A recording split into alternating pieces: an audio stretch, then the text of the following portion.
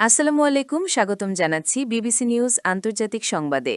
শুরুতেই সংবাদ শিরোনাম, এরপর বিস্তারিত। ঈদুল ফিতরের সম্ভাব্য তারিখ ঘোষণা। ঈদুল ফিতরের প্রধান জামাত সম্পর্কে যা জানা গেল। দর্শক, এতক্ষণ শুনছিলেন সংবাদ শিরোনাম। এখন বিস্তারিত। আপনি যদি ইসরায়েলের ধ্বংস চান এবং মুসলিমদের পাশে থাকেন, তাহলে ভিডিওতে লাইক করে চ্যানেলটি অবশ্যই সাবস্ক্রাইব করে দিবেন এবং আপনার মূল্যবান মতামত অবশ্যই কমেন্টে লিখে জানিয়ে দিবেন। এখন বিস্তারিত। ঈদুল ফিতরের সম্ভাব্য তারিখ ঘোষণা।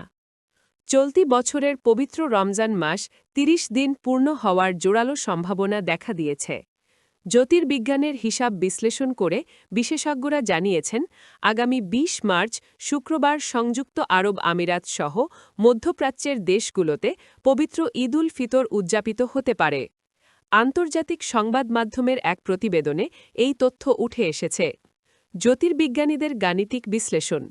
ইমেরাতস অ্যাস্ট্রোনমিক্যাল সোসাইটির চেয়ারম্যান ইব্রাহিম আল জারওয়ান জানিয়েছেন, আগামী ১৮ মার্চ বুধবার আকাশে নতুন চাঁদ দেখা যাওয়ার সম্ভাবনা নেই বললেই চলে।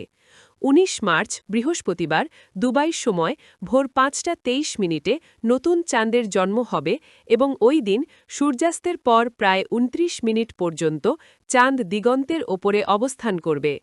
আকাশ পরিষ্কার থাকলে ওই দিন সন্ধ্যায় চাঁদ দেখা যাওয়ার উজ্জ্বল সম্ভাবনা রয়েছে। সেই হিসেবে ২০ মার্চ শুক্রবার শাওয়াল মাস শুরু হওয়ার অর্থাৎ পবিত্র ঈদুল ফিতর হওয়ার সম্ভাবনা সবচেয়ে বেশি। বাংলাদেশ ও বৈশ্বিক প্রেক্ষাপট।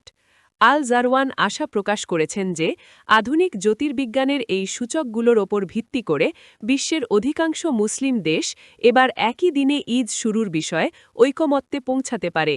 তবে ধর্মীয় রীতি অনুযায়ী চূড়ান্ত সিদ্ধান্ত প্রতিটি দেশের জাতীয় চাঁদ দেখা কমিটির পক্ষ থেকেই আসবে। সাধারণত মধ্যপ্রাচ্যের একদিন পর বাংলাদেশের রোজা ও ঈদ শুরু হয়। সেই ধারাবাহিকতায় যদি সৌদি আরব সহ মধ্যপ্রাচ্যে ২০ মার্চ ঈদ হয়, তবে বাংলাদেশে ২১ মার্চ শনিবার ঈদুল ফিতর উদযাপিত হওয়ার জোরালো সম্ভাবনা রয়েছে। উল্লেখ্য, ইতোপূর্বে জনপ্রশাসন মন্ত্রণালয় ২১ মার্চ সম্ভাব্য ঈদের তারিখ ধরে ছুটির ক্যালেন্ডার সাজিয়েছে। জ্যোতির্বিজ্ঞানীদের এই নতুন পূর্বাভাস সরকারি সেই পরিকল্পনার সঙ্গেই মিলে যাচ্ছে। ঈদুল ফিতরের প্রধান জামাত সম্পর্কে যা জানা গেল। আবহাওয়া অনুকূলে থাকলে আসন্ন ঈদুল ফিতরের প্রধান জামাত জাতীয় ঈদগাহে সকাল ৮:৩০টায় অনুষ্ঠিত হবে। তবে প্রতিকূলে থাকলে সকাল ৯টায় বায়তুল মুকাররম জাতীয় মসজিদে প্রধান জামাত অনুষ্ঠিত হবে। ঢাকা দক্ষিণ সিটি কর্পোরেশনের ব্যবস্থাপনায় ঈদ জামাতের সার্বিক প্রস্তুতি নেওয়া হবে। গত মঙ্গলবার ২৪ ফেব্রুয়ারি ধর্মমন্ত্রী কাজী শাহ মোফাজ্জিল হোসেন কায়কোবাদের সভাপতিত্বে আন্তঃমন্ত্রণালয় সভায় এই সিদ্ধান্ত নেওয়া হয়। পরবর্তীতে ১ মার্চ মন্ত্রণালয়ের উপসচিব মামুন আল মোর্শেদ চৌধুরী স্বাক্ষরিত সভার কার্যবিবরণী তুলে ধরেন। সভায় ঈদের জামাত ব্যবস্থাপনা, নিরাপত্তা ও জনকল্যাণমূলক বিভিন্ন সিদ্ধান্ত বাস্তবায়নের তাগিদ দেওয়া হয়। নারীদের জন্য জাতীয় ঈদগাহের দক্ষিণ দিকে আলাদা প্রবেশপথ সহ আসন রাখার ব্যবস্থা রাখার বিষয়টিও প্রচার করতে হবে। ঈদুল ফিতরের প্রধান জামাতের ইমাম মনোনয়নের জন্য ৩ জন আলেম, পবিত্র কোরআন তিলাওয়াত পরিচালনার জন্য ৩ জন উপস্থাপকের তালিকা ধর্ম মন্ত্রণালয়ে পাঠাতে হবে।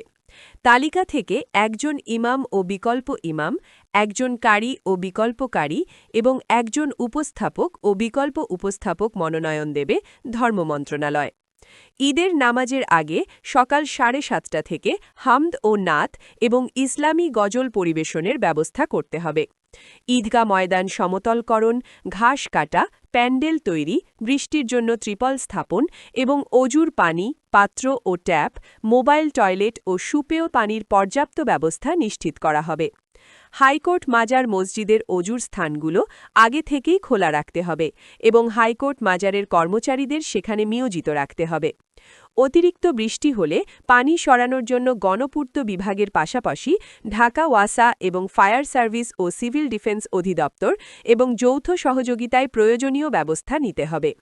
ঈদগাহ ময়দানের চতুর্পাশে মোবাইল টয়লেটের ব্যবস্থা রাখতে হবে।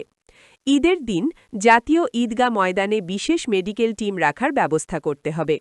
মাঠে আগত মুসল্লিদের সার্বিক নিরাপত্তা নিশ্চিত করতে হবে। জামাতের প্রথম কাতারটি আগের বছরের মতো লম্বা করতে হবে, যেন ভিআইপিরা প্রথম কাতারে দাঁড়াতে পারেন।